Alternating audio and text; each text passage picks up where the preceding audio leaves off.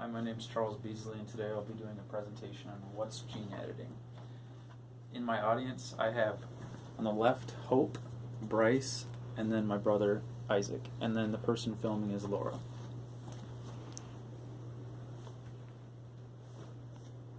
So, what are GMOs? People today have a misconception of what genetically modified animals really are, or organisms, I should say.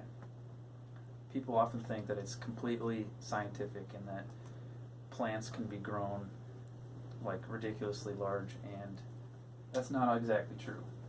Genetically modified animals or organisms are simply organisms that have been changed either through a scientific method that I'll be explaining later, or it's something that has been done through selective breeding. So farmers technically have been genetically modifying animals since the dawn of domestic animals. So it's been happening for a long time, and most people don't realize it, but the foods you eat are genetically modified, even if it's not the way that you think they are.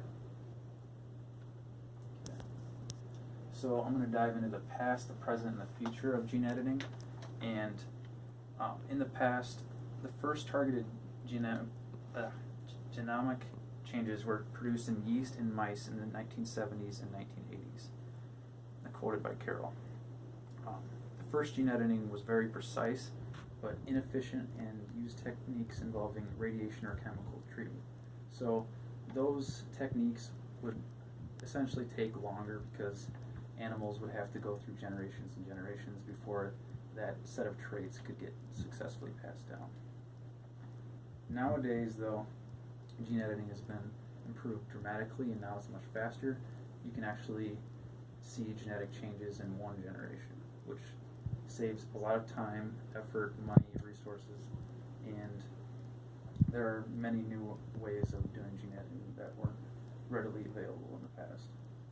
So the future of gene editing is something that we're hoping for sooner than later, and what they're really trying to do is make it so that less of the non-targeted genes are modified. So essentially what I'm saying is that people don't want to change things that they weren't aiming for. They were trying to change specific genes that alter the organism so that it is benefited in the way that they were trying to originally. So one possible route that Carroll says is perhaps the protein could be made smaller and be endowed with additional beneficial properties. So not only are they trying to make gene editing more efficient, faster, but they're also trying to do 2 things or 3 things at a time. And then another possible route Carroll offers is maybe a fully chemical-based region can be developed based on smaller synthetic compounds that combine DNA recognition with DNA cleavage.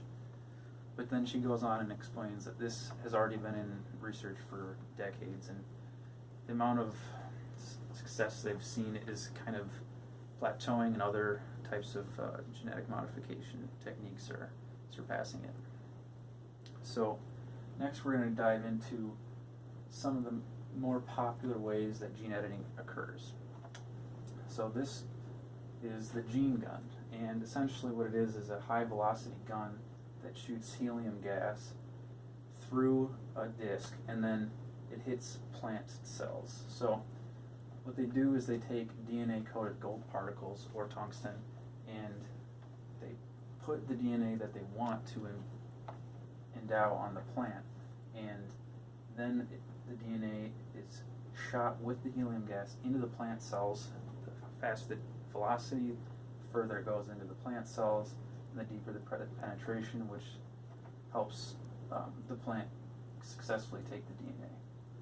And that allows the plant to have the DNA changes that they were looking for, such as faster growth, larger growth, being able to be more efficient with photosynthesis, adding new vitamins, adding larger quantity of vitamins, and the list goes on. So the next thing I'd like to talk about is CRISPR-Cas9. This is one of the more popular ways of gene editing, and essentially with CRISPR,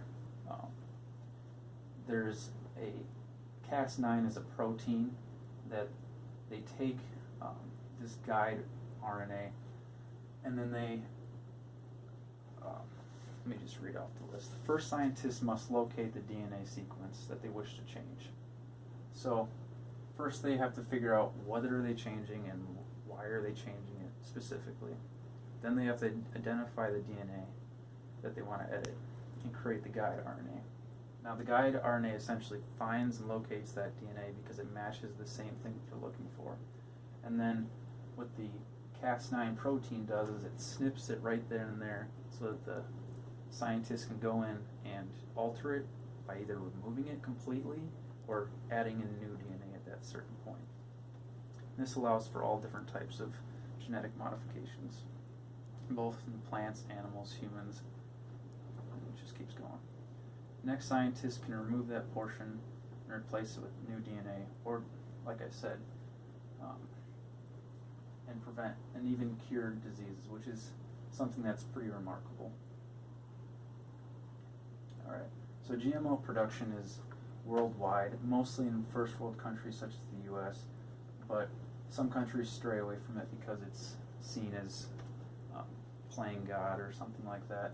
I'm not going to dive into the opinions there. So, what are some examples of genetically modified animals? First, we have the glowing bunny, which I thought was pretty cool, and then this cow right here is a little bit more muscular than normal because it was genetically modified to have more muscle growth.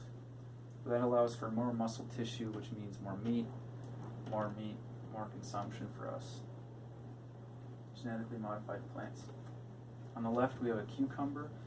On the top one is the non-genetically modified one, and the bottom one is the genetically modified one. As you can see, it's much larger, and this is due to the change in the genes allowing it to grow faster and larger as well.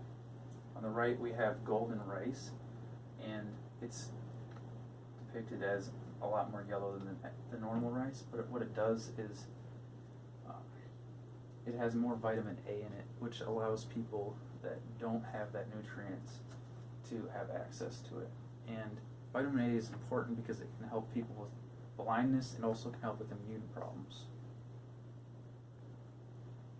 So here's a couple pictures, or one picture I should say, of a plant on the left that's unmodified and the modified one on the right.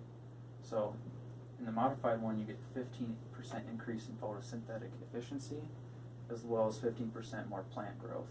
So as you can see that there's definitely benefits to GMOs, but then there are also problems as well.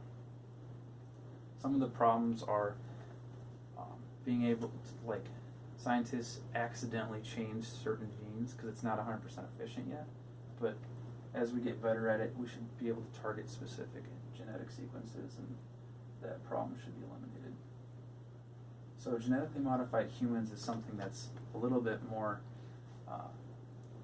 debated, and for good reason. It's something that scares us because we're allowed to kind of play God in the fact that you can change people's eye color, hair color, gender, and the list goes on. Even when it comes to sports, athletes could be able to change their muscle growth and essentially outcompete their competitors without the use of steroids and stuff like that. So in conclusion, first I gave you a quick lesson of the history of gene editing, and then I also went over where we are now and the future of it, so I hope that helped a little bit, and then I dove into some of the methods of gene editing and specifically covered two very common methods, such as the gene gun and CRISPR. Finally, I went over multiple examples of different types of organisms, including humans that have been genetically modified. So I hope you learned something, and have a great day.